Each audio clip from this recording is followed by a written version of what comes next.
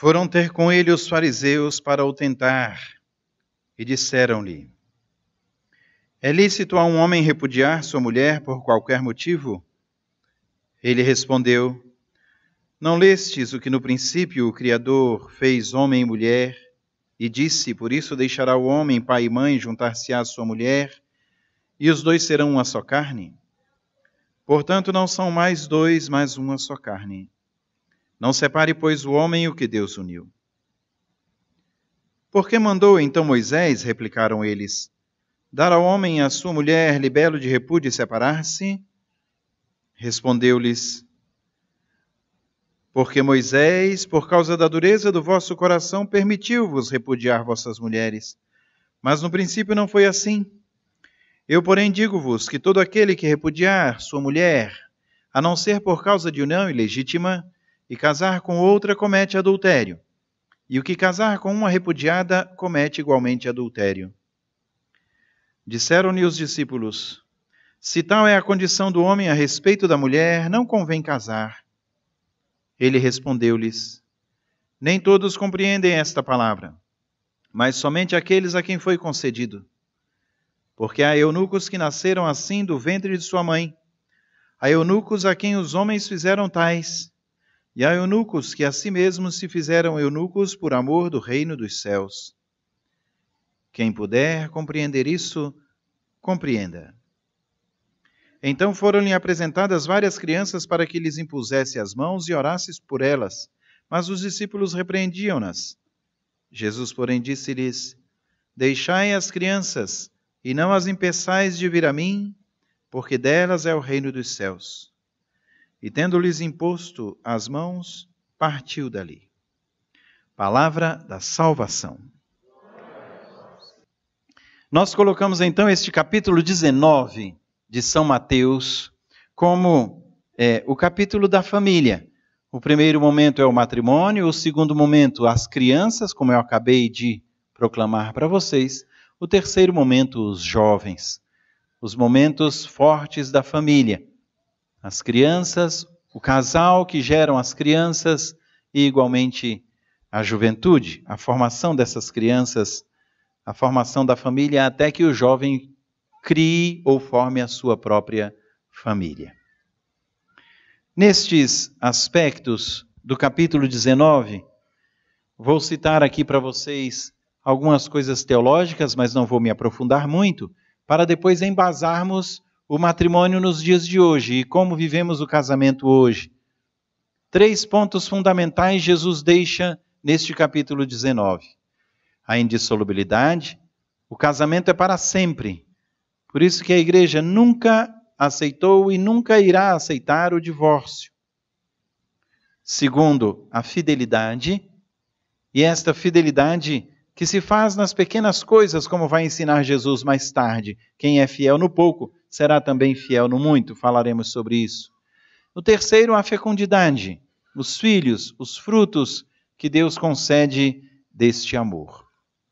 Mas antes mesmo de entrarmos nessas características do matrimônio, eu gostaria de passar a vocês rapidamente a mentalidade que o mundo hoje tem do matrimônio.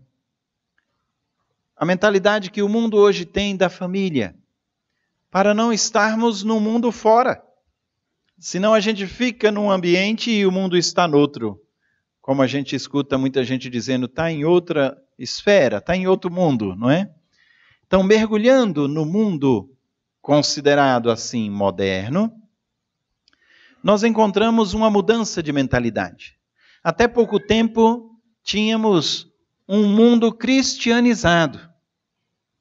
Um mundo onde a fé cristã comandava a conduta moral, comandava as relações, comandava as uniões.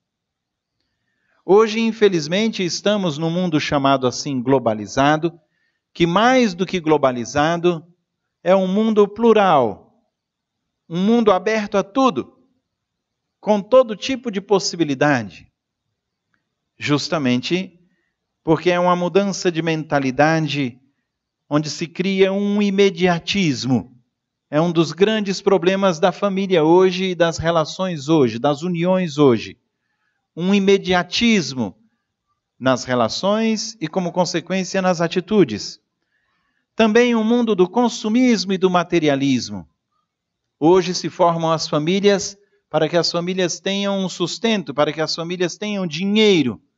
É muito engraçado isso. Quantas vezes o filho tem uma vocação para veterinário, mas o pai diz, não, faça direito porque abre portas. Não, faça ciência da computação, faça mecatrônica. Ele não sabe nem o que é mecatrônica, não é? Então, se buscam mais profissões do que vocações. E há um choque na formação das crianças e dos jovens, onde confesso a vocês, hoje atendo muitos jovens que vêm para mim chorando, porque não querem desapontar os pais. E eu estou falando para pais católicos cristãos, hein? Porque conseguiu passar na UNB, mas não é o curso que eu quero. E o menino entra numa crise, como é que eu vou dizer para meu pai e para minha mãe que não é esse curso que eu quero? Mas eu passei na UNB, como é que eu vou abrir mão de passar na UNB? E assim se criam conflitos. O pai já olha para o menino dizendo, nem pense em pensar em me falar isso. Não dá nem a oportunidade para o filho abrir o coração e dizer que não está satisfeito com curso A, B ou C.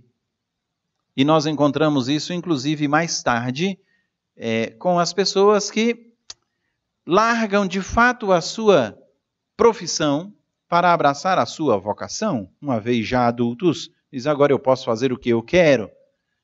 E quantos abandonam carreiras, e carreiras não só promissoras, mas também que criam inveja em muitos. Por isso, o mundo do imediatismo e o mundo do consumismo faz com que a mudança de mentalidade provoque um desequilíbrio na família, seja nos filhos, seja mesmo nos pais. Junto deste aspecto, ou intrínseco a este aspecto, é um mundo muito individualista. O egoísmo hoje se faz presente e, provocado pelo egoísmo e pelo individualismo, a indiferença. São todos aspectos deste mundo global e, provocado pela indiferença, a violência. Então, tudo o que a gente vê como consequência, a começar dentro de casa, e até das violências dentro de casa, provém desta gama de propostas que o mundo moderno faz. E aí poderíamos entrar aqui, o que é que traz ao mundo moderno, ou quem traz ao mundo moderno estas propostas. Entraríamos em problemas, inclusive, da função da mãe, da função do pai, enfim, que a coisa se volta para o outro extremo. A mulher foi feita para gerar. A mulher foi feita para gerar. Não estou dizendo que tem que ter filho todo ano, não é isso. Mas o seu corpinho feminino diz isso claramente, você foi feita para gerar, e todo mês ele aponta isso, que você foi feita para gerar. E se você nega a geração, você se nega. Então, como consequência de prioridades, eu coloco a minha profissão, eu coloco o meu trabalho, eu coloco o dinheiro que tem que botar dentro de casa, eu coloco tanta coisa que eu esqueço da minha vocação de mulher e de mãe. E assim vêm as consequências. Todo o aspecto, e chegaremos lá, aqui eu estou só lançando as ideias. Todo o aspecto da vivência do matrimônio hoje e dos casamentos hoje, esses dias, uma declaração do Santo Padre, que muitos casamentos já nascem falidos ou já nascem nulos, como diz a igreja. Mais tarde, o Padre João Batista vai explicar para vocês, e todo o processo de direito canônico, enfim. Mas não é uma coisa que o Papa falou aleatoriamente, criou um certo vespeiro aí, não é? Então os casamentos todos são nulos? Não, não é bem assim. Mas por quê? Porque casa-se com vontade, mas não casa-se com consciência do que é casamento. Foi isso que o Papa quis dizer. E não se tendo uma consciência do que é casamento, corre-se de fato o risco de ter sido uma união nula. Nula porque Deus não estava ali. Tinha tudo, tinha até festa, tinha padre, tinha tudo, mas Deus não estava. Isso é nulidade, quando Deus não está. Então a gente tem que se perguntar, Deus está na relação. Mas a relação só configura a presença de Deus no dia do casamento. Então eu estou configurando o casamento em um dia, estou fechando o casamento em um dia, e não em um processo de conhecimento, para que haja então um processo de entrega. É nesse sentido que casar-se hoje pode trazer algumas interrogações. A primeira pergunta que você deveria fazer e que vocês devem pedir a seus filhos que o façam, porque vocês já estão casados, não é? Vocês já botaram a mão no arado, não pode mais olhar para trás, não é? Então, seus filhos que estão vindo atrás, vocês têm que prepará-los para que eles se perguntem: por que eu quero casar? Por que eu estou casando? Qual é a motivação para o meu matrimônio? O mundo hoje, e eu não digo um mundo malvado, não, um mundo até de inocência, às vezes até de ingenuidade, traz vários aspectos da união. União por paixão, união até mesmo por liberdade, quer se sentir livre, quer formar sua casa, quer sair de casa, às vezes quer até se livrar de você, papai e mamãe, e você nem sabe. Porque está sendo um peso, está se sentindo pressionado. Então eu quero a minha vida. E isso é o princípio do matrimônio. Para aquele jovem, para aquela jovem que quer sair de casa. Casa-se sem o conhecimento do outro. Não se conhece o outro. Conhece-se parte dele, e normalmente a parte boa. Quem de nós já não escutou a expressão: namorei com um, casei com outro? Não é assim? Porque enquanto está no namoro é mil maravilhas. E na hora da convivência diz: meu Deus, quem é essa criatura? Não é o mesmo? E aí vem o choque, porque a realidade chega. E quando a realidade chega, não podemos negar a realidade. Eu estou com aquela pessoa casada, dentro de casa. Sem o conhecimento, é provável que não haja amor. E por isso muitos casamentos são por paixão. A paixão passa. A paixão acaba. O amor não. Não venham com essa de que o amor acabou. Não. Amor não se acaba. O amor ele só tende a crescer. Cada vez mais. Porque o amor é o mistério da presença de Deus em nossas vidas. E Deus é eterno. Se Deus é eterno e Deus é amor, como nos diz a primeira carta de João, o amor não se acaba. O amor é eterno. Então vamos ver. Existe amor? Não estou dizendo que não exista. Mas este amor pode ser como que encoberto. Encoberto por mágoas, decepções, cobranças. Encoberto por desconhecimento, por indiferenças. Encoberto até mesmo por ofensas e até mesmo por violência. E isso a gente encontra no dia a dia. É preciso então olhar o motivo pelo qual eu estou me casando.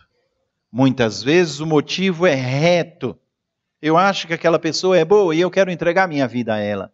Mas eu não conheço a pessoa totalmente. E daí vem a interrogação de todo o aspecto da união com o outro.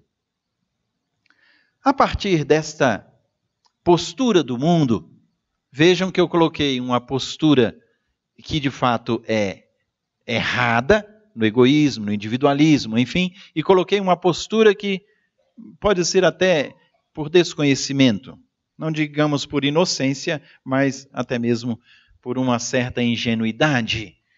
No mundo de hoje ainda tem gente querendo casar com um príncipe e com uma princesa, não é? E faz aquela fantasia do que é o casamento. Casamento não é fantasia. A definição de casamento, cruz. Pode olhar para o lado, você ganhou uma cruz. Casamento é cruz. Porque casamento é amar. E amar é dar-se. Entendam isso. É a partir daí que você vai entender o casamento. Inclusive você que já está casado há muito tempo. E que tem 25 anos de casado e está aí na crise. Como que eu posso ter 25 anos de casado e estou em crise? Casamento é dar-se, não é dar coisas. Tanto que quando tem uma mágoa dentro de casa, você pode chegar com um Mercedes e parar na garagem. Lógico que ela vai querer o Mercedes, lógico. Mas enquanto não resolver o problema interno, não adianta vir comprar com o externo, não vai. E você vai dormir no sofá. Não é assim, mulherada? Fecha-se. Não fecha-se a porteirinha, fecha-se o coração. E como consequência, fecha o resto. É preciso, então, que nós não pautemos o matrimônio como uma caminhada de sugar o outro. Não. Casamento é dar-se, não é sugar do outro, é dar-se ao outro. E dar-se por inteiro. E nesta consciência do amor, que amor é isso, amor é dar-se, tanto que não há maior amor do que dar a vida. Jesus vai nos ensinar. E porque Ele nos amou por primeiro, Ele deu a vida por nós. Está numa cruz aqui, não é? Deu a vida por nós. Mas é assim mesmo. A gente já carrega uma no peito e nas costas. Enfim, o dar-se ao outro vai envolver agora um bocado de coisas que nós vamos entrar. Eu queria partir para 5 pontos fundamentais de uma relação matrimonial. O que envolve o casamento. Vamos dizer aqui que vocês estão querendo casar. Vamos supor isso. E aí vocês chegam e perguntam, como é que eu tenho certeza que eu vou ser feliz casando? Como é que eu vou montar a minha família? Como é que eu vou casar e edificar a minha casa? Como Jesus mesmo pede sobre a rocha. O casamento, quando ele se fecha no hedonismo, ou seja, no prazer momentâneo, ele acaba. Porque prazer não é amor. O prazer vai ser consequência deste amar. Então vejamos esses 5 pontos onde podemos alicerçar o nosso matrimônio hoje. E talvez em um desses pontos eu precise melhorar, eu precise fundamentar, eu precise crescer com a minha família. O primeiro ponto para o casamento é a própria família. Não se casa com a pessoa, se casa com a família. E não venha com essa mentalidade que quando a gente casar vai ser diferente. Não, não vai ser diferente. Quando a gente casar, a cruz vai ainda mais pesar. Porque quando você casa, você traz os agregados tudo junto. E um dia um morre, você tem que estar lá. Um dia um nasce, você tem que estar lá. Um dia faz aniversário, você tem que estar lá. E ainda dando um presentinho. Pensei em você. Olha a falsidade do mundo moderno, não é? Você se casa com uma família. Você agrega a si uma família toda. Nossos papais, nossos vovôs, quando um ou outro dizia que eu acho que eu vou casar, meu filho, minha filha, veja como ele trata a mãe dele. Veja como ele trata o pai dele. E aí você vai ver se é uma pessoa boa. Não é? Eram princípios tão simples, profundos e verdadeiros, por causa da experiência dos nossos antepassados, que nós deveríamos ressuscitar nos dias de hoje. Se casa com a família. Portanto, eu tenho que ter a aceitação da família por inteiro, até dos atrapalhados dentro daquela família. Porque o outro lado vai ter que aceitar os meus atrapalhados da minha família. E por mais que eu ame e dê a vida por aquela pessoa, se ela falar mal de minha mãe, ou se eu falar mal da mãe dela, pode não botar para fora, mas vai guardando, vai guardando, vai guardando. E é impressionante, papai e mamãe. Papai e mamãe, a gente pode estar cabeça branca. A gente vai ser sempre o menininho e a menininha deles. E muitos aqui já estão nessa fase, não é? De até querer dominar os netos. E fazer de tudo para os netos. Porque é normal. No tempo que tinha os filhos, estava numa peleja danada. Então, agora que já vem a aposentadoria, que vem um pouquinho mais de respiro, eu quero dar aos netos o que não consegui dar aos meus filhos. Isso é até psicológico. E como consequência também vai querer dominar os meninos. Não, os meninos são seus, não são de seus pais. E que nenhum de vocês escute amanhã, sobretudo os jovens casais aqui. Não foi a senhora que me criou, foi minha avó. Não foi o senhor que me deu atenção, foi meu vô. Pior ainda quando é a empregada, em que se joga toda a responsabilidade para aquela que passa com seu filho mais tempo do que você mesmo. Olha as consequências da família do mundo moderno. Este primeiro aspecto da família é, portanto, um aspecto que deve ter aceitação e convivência. Cautela, silenciar. Um mandamento para a família.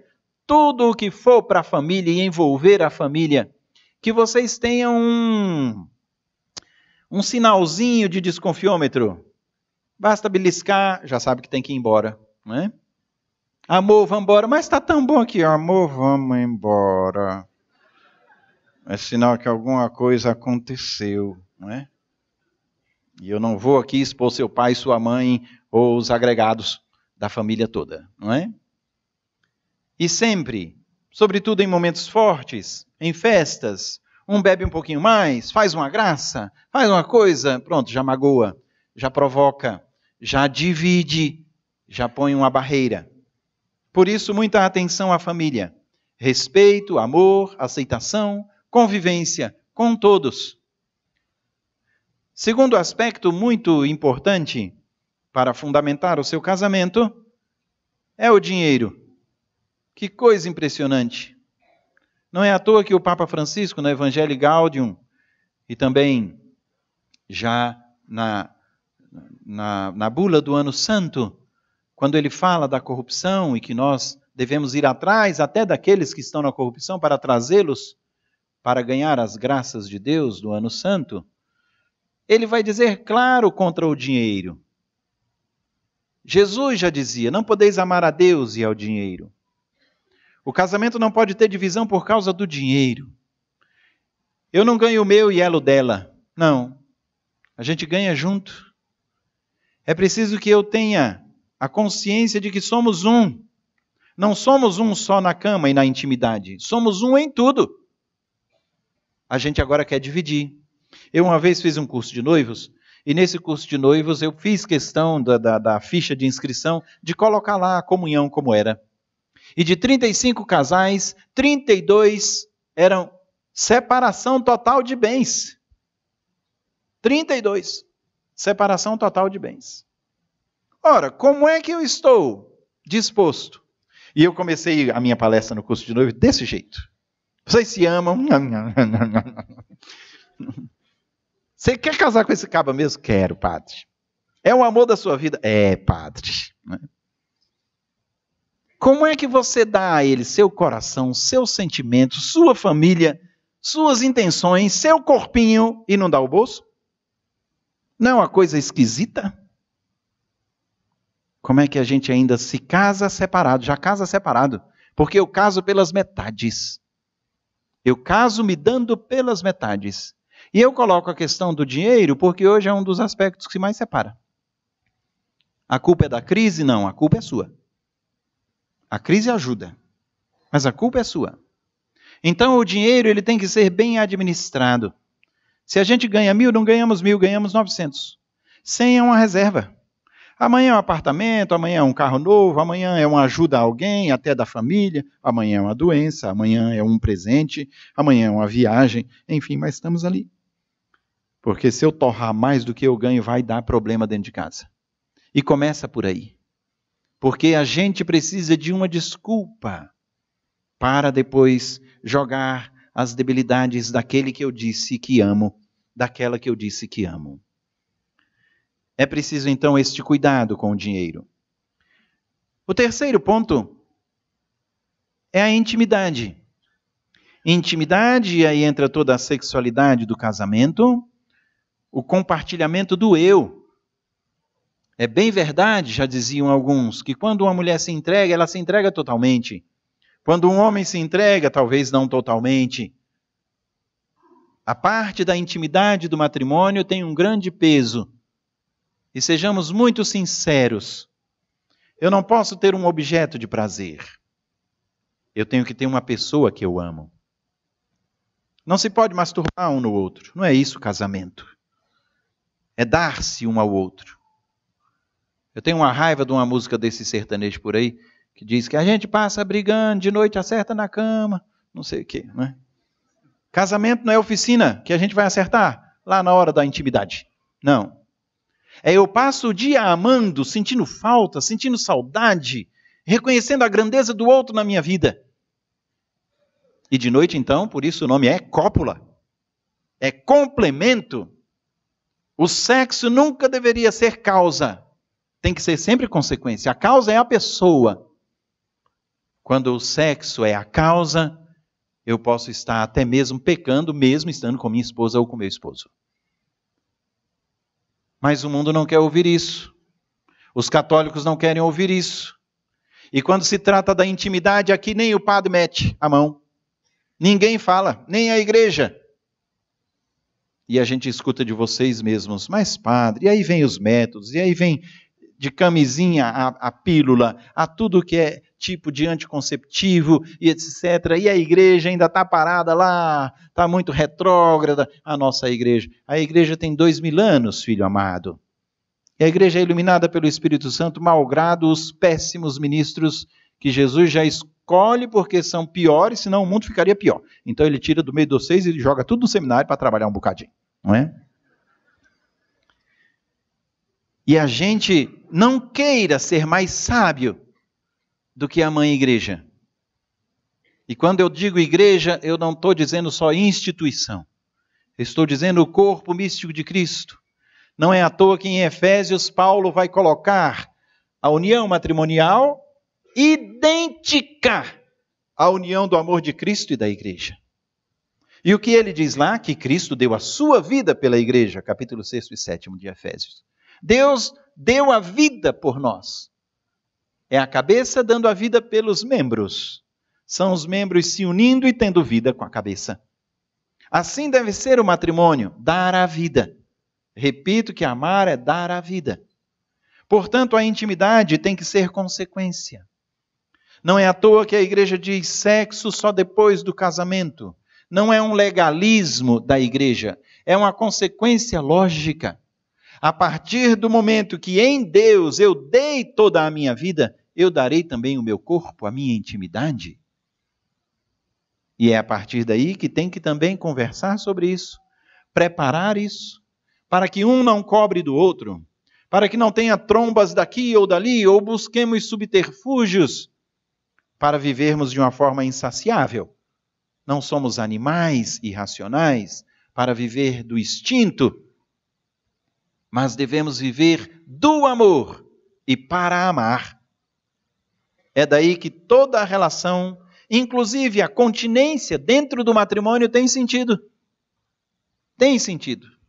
E a natureza nos ajuda a isso. O tempo da fertilidade e o tempo da não fertilidade. É preciso então que a gente acolha isso. Quando a gente não quer acolher, não adianta nem bispo estar falando. Porque nem Jesus adiantou estar falando. Mas quando a gente acolhe o sentido da sexualidade dentro do matrimônio, como consequência da causa que é o amor que eu tenho para com a pessoa, aí a sexualidade se torna não só completa, mas frutuosa. E vem como consequência os filhos. Deixai vir a mim as criancinhas.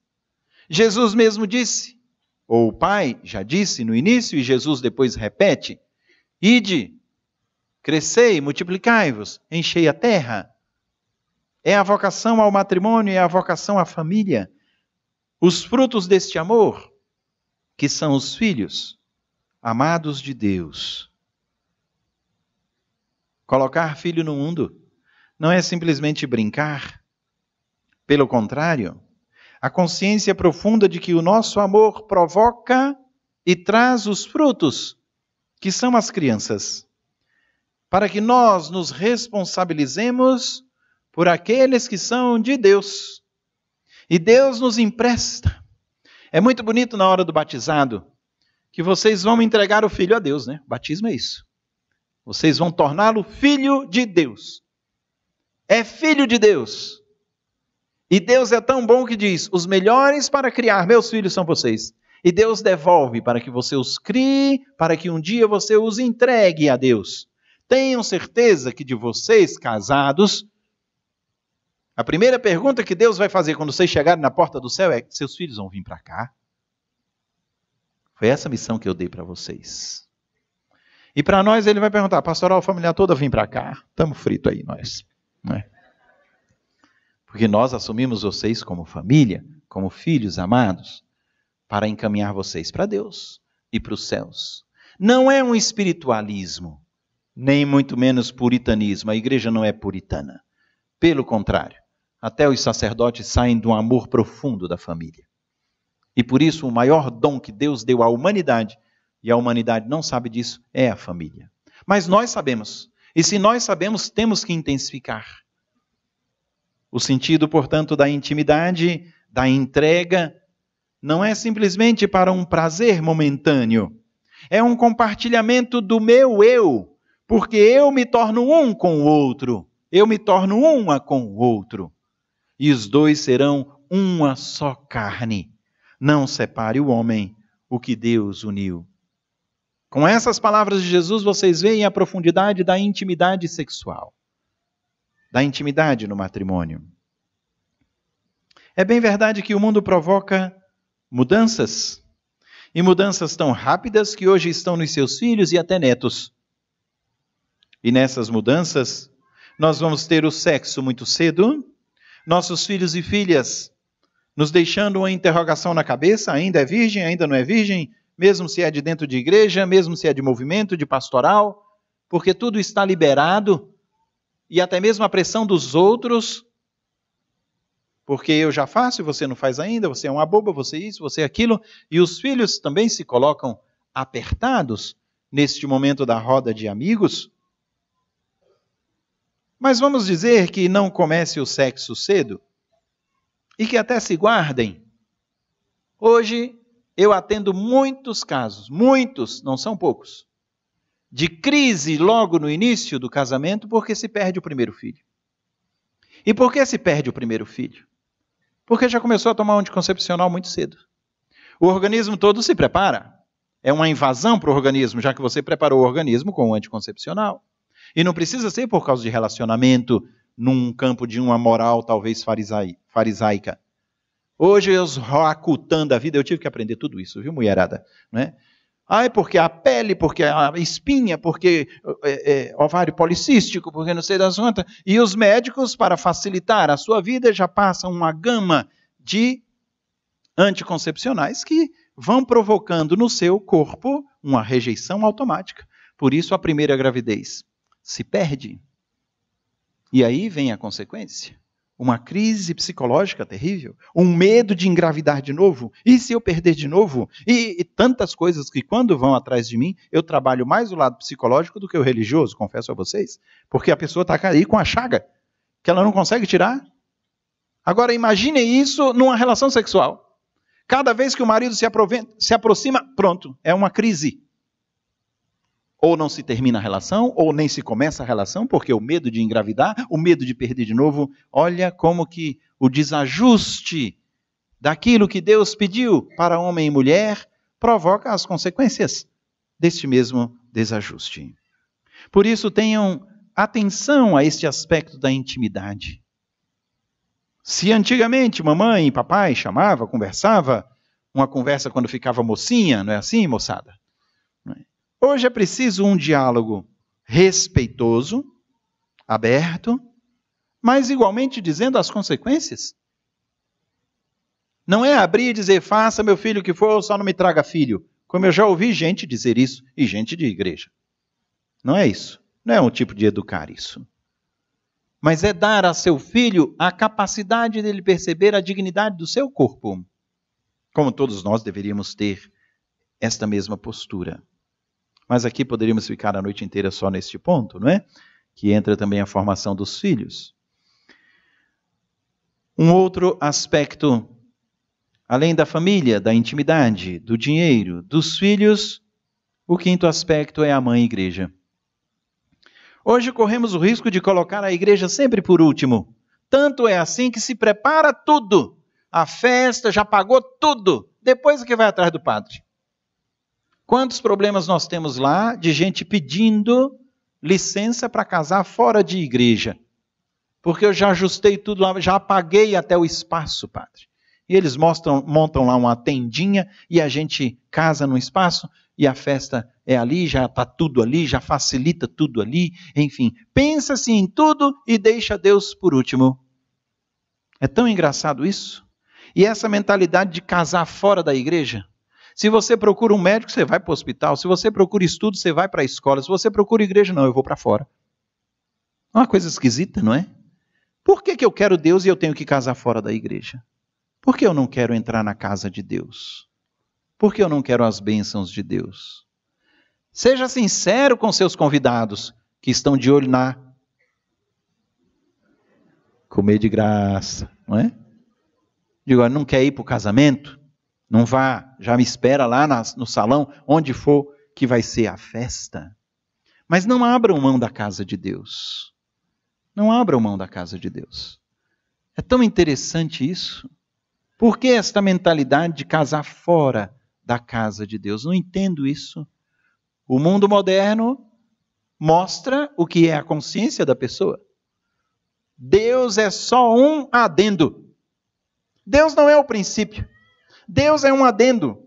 E isso corre o risco em vossas famílias. Eu tenho milhões de coisas e tenho também Deus. Eu tenho milhões de coisas e tenho também a igreja. Por isso que a igreja é sempre para depois. Por isso que Deus é sempre quando dá tempo. Se não dá tempo, não dá tempo. E a gente deixa Deus em segundo plano. Para não dizer em último plano. Desde a festa do casamento até depois do casamento. E antes de casar não perdia uma missa. Só foi casar, agora a gente vive perdendo missa. E por que se perde a missa? Quando não aqueles que ainda nem completaram a iniciação cristã, não tem crisma, não tem primeira comunhão e tudo, e acha que a igreja exige demais. É sempre bom ter um padre presente para ajudar o casal na vivência de fé e ajudar o casal também nesses momentos delicados onde precisa alguém de fora falar. E vem uma crise matrimonial, e vem uma crise pesada, todos passam por essa crise, tá bem? E vem uma crise pesada, até um ponto de pensar, nunca pensei e agora já estou pensando em me separar ou não me separar. E diante das crises, quem se busca? Às vezes uma amiga, às vezes um amigo, que diz, estou do seu lado. O que você decidir, eu estou contigo. Aí eu vou em mamãe, papai. Ela vai para mamãe e papai, minha filha, seu quartinho está aqui, do mesmo jeito, se você voltar, está tudo aqui. E ele vai para o papai, meu filho, tem muita mulher no mundo, muita mulher bonita, você está jovem ainda, cheio de vida, enfim. Porque é assim. Pai e mãe quer ver o bem do seu filho, da sua filha. Quando não, ainda vem aquelas colocações, eu sabia, desde o início eu falei, eu via uma coisinha, sempre tem uma palavra que ainda desagrada. No fundo, os dois estão querendo escutar o quê? Vamos ajustar e volta, vocês se amam. É um momento que vocês estão passando.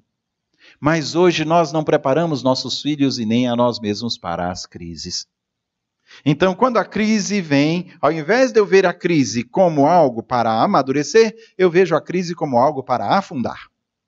É assim que o mundo vê a cruz. Então eu fujo da cruz. Eu fujo do sofrimento. Eu não quero sofrimento para mim, eu quero vida boa. Jesus não prometeu vida boa para ninguém. Quem quiser vir após mim, tome a sua cruz. Renuncie a si mesmo e siga-me. Siga-me no dar-se. Siga-me no dar a vida todos os dias, um pelo outro. Porque você casou com uma cruz. Lembrem-se do início, não é? Assim eu vou ser crucificado pelo outro. Eu vou abrir mão pelo outro. Mas não. Vem a crise e eu começo a dizer, e eu? E eu? Eu começo a pensar em mim, o egoísmo começa a entrar dentro da minha casa e dentro do meu coração sem que eu perceba. E é tão interessante, quando se namora diz, amor, onde a gente vai morar? Onde vai ser nossa casa? Qual vai ser nosso carro? E nossos filhos? Basta a crise e diz, sai da minha casa, deixa os meus filhos, deixa o meu carro, deixa tudo aqui, tudo é meu. Não é? Olha o egoísmo como entra, não é? E destrói. O individualismo como entra e destrói. E aquele ou aquela que eu digo que amo, Que amor é este? Amor é dar a vida, é abrir mão de si. Mas se o mundo mesmo propõe para nós o não dar a vida, se o mundo mesmo propõe para nós renunciar renúncias e sacrifícios, como eu vou aprender a conviver com aquilo que é sacrifício? E muitas vezes, filhos amados, o sacrifício não é nem diretamente consigo. Ou você não dá conta, porque tem aqueles que pensam ser super-homens, super-pais, super-mães, né? Mamães aqui presentes, lembrem-se do primeiro dia que você levou seu filhinho para a escola. E que largou ele lá. E ele estendendo os braços, mãe! E você quase que voando lá e dizendo, larga meu menino! Não é? Com a professorinha que vem com tanto carinho receber o pequeno, não é? Mas não, você tem que deixar ele lá, ele tem que se socializar, ele tem que estudar, ele tem que passar por aquilo, para não chegar no excesso ou no extremo de uma doença, de uma cirurgia, que você quer estar no lugar do seu filho e não pode. É ele que tem que passar por aquele momento. A própria natureza nos leva à vivência de cruz, de renúncias, de doação e de entrega. É aí que nós mergulhamos na igreja, e a mãe igreja ajuda. Um padre vai poder dizer para você, deixe de ser orgulhoso, volte lá e peça desculpa para sua esposa. Um padre vai dizer para você, deixe de ser intransigente e querer mandar em tudo e que tudo seja do seu jeito, volta lá e pede perdão para o seu marido e se ajusta novamente. Porque o padre tem essa autoridade. A primeira autoridade do padre é querer ver vocês juntos. Nenhum padre vai dizer, o trem está feio. Não pensava que era tanto, né? Bom, meu filho, eu nunca posso lhe dizer separe, mas do jeito que está. Não. O padre vai sempre dizer, calma, tenha paciência, não tome atitude precipitada, depois você se arrepende. Né? Tantos casos já passaram por mim. Um deles que me marcou bastante. Ele chegou lá tão macho, como ele se dizia, não é? Com essa mesma expressão. Tão cheio de si. E chegou lá chorando. Monsenhor! E eu, o que houve? Um ovo! Um ovo? Eu pedi frito, ela fez cozido. E agora ela saiu de casa. Atrás desse ovo tinha tanta reclamação, atrás desse ovo tinha tanta mágoa, atrás desse ovo tinha tanta cobrança, que ela não aguentou. E foi embora. Porque tudo tinha que ser do jeito dele. Às vezes a gente casa com essa mentalidade, tem que ser do meu jeito. Você agora é minha esposa. Vocês já não disseram isso para as santas? Não é? E do outro lado, você é meu marido. Ai, se tiver outra olhando. É de um lado e de outro. A possessividade. Por isso cria-se o ciúme. Ciúme é desequilíbrio. Se você é ciumento, você é desequilibrado. Assuma. Viu? Assuma. Ciúme é desequilíbrio. Porque ciúme é possessividade. A pessoa não é mais ela. Ela é posse sua. Você pode encher de ouro e de prata, carregar numa redoma, mas é posse. É objeto, não é a pessoa. Então, para os jovens eu sempre digo, que é um bom ditado para casar? Confiar vendo. Confiar muito mais não vendo. Aí você está pronto para casar. Enquanto você ainda tiver um pé atrás, você não, padre, hoje tem que estar de olho, a coisa está feia. Não é? Se você não confia, não case. Porque vai por aí. Vai numa possessividade que o ciúme cega. E a pessoa fica cega a ponto de fazer coisas que jamais imaginaria. Um caso muito comum nos dias de hoje. Zap, zap. Basta olhar o celular e já vê uma mensagem atrapalhada. Que negócio é esse aqui? E eu já me sinto cheio de autoridade, seja ele, seja ela, para cobrar do outro. Eu já vou botando o outro na parede. e querendo satisfações, porque eu me sinto justo e me sinto injustiçado. Então é o outro que tem que me dar satisfações. Olha quantas peripécias do maligno no campo do ciúme e da cobrança. Cuidado com as redes sociais. Muito cuidado. É preciso, então, um cuidado ainda maior na questão da possessividade. Não se deixar levar como se você fosse dono do outro. Fomos criados pelo amor e fomos criados para amar. Quando a gente descobre a profundidade do amor, a gente vê que o amor está ligado a dar-se ao outro, a sacrificar-se pelo outro.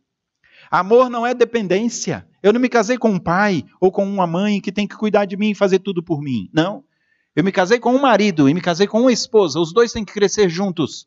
Por isso os dois vão edificar a casa juntos. Não é um ficar atrás, não, deixa que eu cuide de tudo e eu faço tudo. Não. E não é o outro ficar, não, eu espero tudo. Não. Porque vai virar cobrança. Você nunca foi assim comigo. Na hora que o outro cansar, aí vem a cobrança. Aí vem a crise. É preciso fugir também de simplesmente respostas para o mundo. Matrimônio não é dar uma resposta satisfatória. Para isso tem o civil. Quando eu era padre novo, alguns até se admiravam, porque chegavam lá com uma filha grávida e dizia, padre, convence ela de casar, porque vai sujar o nome da família. E eu dizia, não convenço não, essa menina não sabe nem o que é casamento. Não é? E vinha o outro e dizia, eu fiz, eu assumo. Ora, não assume nem o que tem no meio das pernas, vai assumir uma família? Não vamos jogá-los naquilo que eles nem sabem o que é, nem sabem a profundidade do que é dar-se. Porque até os filhos vão passar e vocês vão ficar velhinhos um com o outro. Isso é matrimônio. E eu já estou vendo vocês aqui tudo de cabeça branca. Elas pintam. Não é? Então, é preciso que eu aprenda a fazer um projeto de vida. Não um enjaulamento da minha vida, mas um projeto de vida. E assim vai, num namoro dizendo eu te amo, tanto coisa, tanto para lá. Não é? Mas na medida em que o amor vai crescendo, na medida em que vai amadurecendo, e vem o matrimônio profundo, não precisam mais palavras, basta um olhar. E você chega e diz, o que foi? Nada. Nesse nada tem tudo, você já sabe. Vai atrás que tem. Porque você conhece a sua esposa, você conhece seu marido. O amor é assim, o amor antecipa-se. O amor vai atrás do outro para ajudar o outro, não para afundar ainda mais o outro. Xiii, hoje o negócio está feio, deixa eu guardar distância. Não, isso é amor? Não. Amor é você ir ao encontro do outro, dizer, vem cá. Não quero falar agora. Tá bom, eu respeito. Às vezes a gente não erra no amar, a gente erra na hora.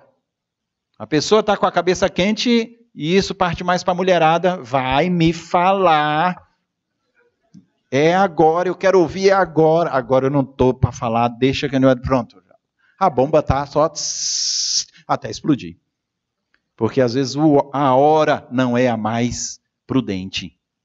Quantas vezes, mulherada, vocês têm como Maria que calar, silenciar no coração. Vocês têm seu marido aqui. Basta saber como leva. Agora, se for a punho e fogo, você perde seu marido. Não é à toa que Paulo vai dizer lá em Efésios, não exacerbeis vossos maridos, para que eles não se percam e tomem uma atitude impulsiva, que o homem é assim. A mulher, então, é a sabedoria de casa, nestes momentos em que se precisa de alguém que tenha bastante e muita paciência. Casamento não é cobrança. Se eu fico atrás, hora, dia, com quem, isso aí tudo vai afundar seu casamento. Se você está nessa estrada, saia dela. Você tem que fazer de tudo para que o outro diga, de fato eu não errei. Escolhi a melhor mulher do mundo. De fato eu não errei. Escolhi o melhor homem do mundo. E Deus foi muito generoso comigo. Me deu mais do que eu merecia. Casamento é crescer juntos. Inclusive na responsabilidade. Inclusive na convivência social. De fato, não é fácil conviver. Basta olhar os de sangue. Nós temos irmãos que até hoje a gente ainda briga. Como é que uma pessoa que eu conheci 2, 3, 4 anos vai ser tudo perfeição? Não. O próprio rodízio da vida, o próprio dia a dia, nos transforma. De tal forma que ambiente de trabalho, tantas coisas vão me transformando no dia a dia. E podem até me desviar do caminho. Tem gente que porque ganha um grau maior ou um salário maior, acha que agora eu posso tudo. E aí vem as vaidades, e aí vem a presunção, e aí vem até a humilhação. Sou eu que ponho tudo dentro de casa? Tudo que você tem, você deve a mim? De um outro lado, fica cobrando. Aprendam a perdoar de verdade. Mulherada, eu digo isso mais para vocês pela psicologia feminina. Aprendam a perdoar de verdade. Diz que perdoa, mas não perdoa. Basta a primeira Bíblia, ressuscita o Antigo Testamento todinho, não é? Desde o namoro, mas você, e aí pronto, aí vem pá, pá, pá, os tiros na cabeça. E o outro diz, mas meu Deus, ainda está lembrando disso? Que homem é bicho besta mesmo. Ainda tá, eu já tinha esquecido disso. Onde é que ela foi ressuscitar o morto? Então, se você perdoa, perdoa de verdade. Porque quem perdoa, ama. E quem ama, perdoa. Está muito ligado o perdão ao amor. E não é à toa que do alto da cruz ele disse, perdoai-lhes. Eles não sabem o que estão fazendo. É preciso amar de verdade. Matrimônio é aliança de amor, não compromisso transitório. Matrimônio é aliança de alegria, de tristeza, de saúde, de doença, de incompreensões, e sempre dentro do matrimônio terá um mistério, uma cruz a carregar. É preciso pedir a Deus força, ânimo, coragem e fé para carregar essa cruz. Em todos os momentos eu devo crescer na maturidade de vida para ter consciência da maturidade do relacionamento. Assim, quando eu tenho maturidade do meu relacionamento e quando eu conheço a pessoa por inteiro, eu me torno para ela resposta. E ela se torna para mim resposta, até nos momentos em que eu não encontro resposta. É preciso, filhos, que vocês cresçam, de tal forma que a maturidade da união de vocês chegue a tal ponto que um olhe no olho do outro e diga sem pestanejar, meu amor, em que eu tenho que mudar? E não dizer, essa aí não muda mais não, padre. Sempre foi assim. É preciso ter a coragem de abrir bem o coração para o outro e dizer, é você quem me conhece. Então diga onde eu preciso mudar para te fazer feliz. E não exigir que o outro mude para que eu seja feliz. Casamento não é exigência, casamento é doação madura na fé. Aprender na jornada da vida, no conhecimento e na doação ao outro. Tornar-se de fato uma só carne. Família é dar a vida. E vocês experimentam isso? Guarda até um dinheirinho. Vamos viajar? Não pode, é para o menino. Tem um dinheirinho? Não pode, é o hospital do menino, é a escola do menino. Ô menino que tira tudo da gente. Não é assim? E vocês veem o choque de quando casaram e podiam fazer de tudo, passeios, viagens, etc. E quando vêm as crianças. Basta falar do tanto de fralda, não é? Que vocês experimentam isso no dia a dia. Casamento é dar-se. É você descobrir aos poucos que Deus nunca vai deixar faltar, mas também nunca vai sobrar, para que você não cresça em soberba. Casamento é, portanto, complementariedade integral, e não só sexual, e não só econômica, e não muito menos sentimental. Casamento é complementariedade integral, para que cheguemos a uma velhice felizes. Tu comigo e eu contigo. Mais do que isso, eu em mim mesmo contigo e tu em ti mesma comigo, porque somos uma só carne. Só quem pode responder a esta profundidade de amor é Cristo. Ele é o sinal da unidade, da doação, da entrega na jornada de amor, porque Ele nos amou por primeiro. Não reduzimos o matrimônio e a família a psicologismos, não é isso. Aqui eu dei muitas estradas onde vocês devem percorrer com coragem, na verdade, mas sempre iluminados por Cristo. Ele nos ensina. Ele é o caminho, a verdade e a vida. E Ele não está lá longe, Ele caminha conosco. Ele está conosco, Ele está no meio de nós, Ele está dentro da nossa casa. Por isso que sua casa é sagrada. E o lugar mais sagrado de sua casa é seu leito. Antigamente se benzia a casa e se tinha uma bênção especial para o leito nupcial. Porque dali viriam os novos filhos de Deus, não simplesmente novas criaturas do mundo. Como consequência, e já termino para não cansá-los, o matrimônio também é envolvido de mistério de fé, que serão pedidos durante a nossa vida. Começam com as perdas daqueles que mais amamos. Quando vai papai, quando vai mamãe, quem está do meu lado para chorar? Quem está do meu lado para me apoiar? Quando vem uma catástrofe e a natureza inverte o seu curso e se perde até um filho.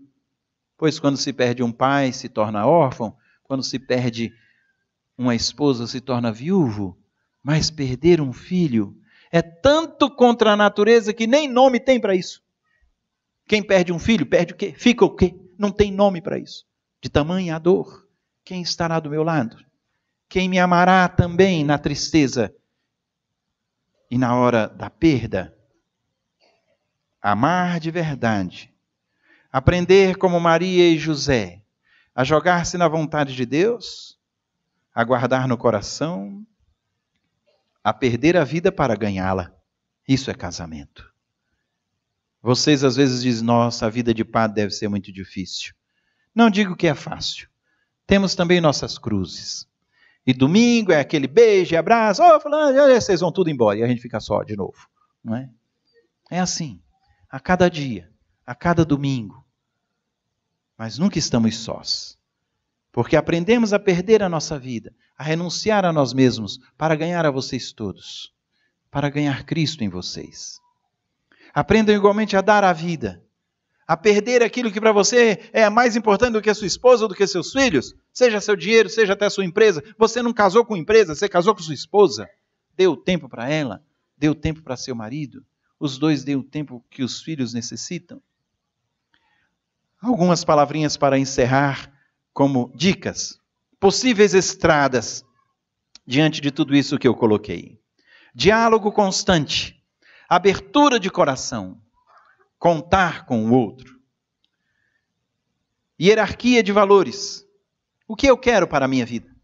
O que eu quero para a minha família? O que eu quero para a minha esposa, para meus filhos? Eu tenho que fazer uma hierarquia de valores para abrir mão daquilo que é passageiro e transitório e assegurar aquilo que não passa e o mundo não toma. Lembrem-se disso, sobretudo para seus filhos. Caráter, a moral. Estudos, o conhecimento, e a fé, ninguém tira. Dinheiro o mundo tira, título o mundo tira, prazer o mundo tira, tudo o mundo tira. Até a dignidade. Mas caráter, estudo e fé, ninguém tira. São essas riquezas que vocês devem depositar no coração dos seus filhos. Aprender a renunciar. Olhar bem para o seu amorzinho aí do lado e diz, amor, está pronto para renunciar. Saber abrir mão. Saber abrir mão mesmo quando você tem razão. Saber abrir mão para ganhar o outro. Estar aberto aos sacrifícios. Perguntar-se o que Deus deseja para mim. O porquê estou passando neste momento? A fé me responde. Mais do que os porquês, o para que me encontro nessa circunstância. Deus está falando e eu tenho que aproveitar-me desta circunstância que Deus fala. Por último, ver sempre o positivo mais que o negativo. Cuidar nas companhias e nas influências. Contar com verdadeiras amizades que se contam nos dedos. Alimentar constantemente a fé.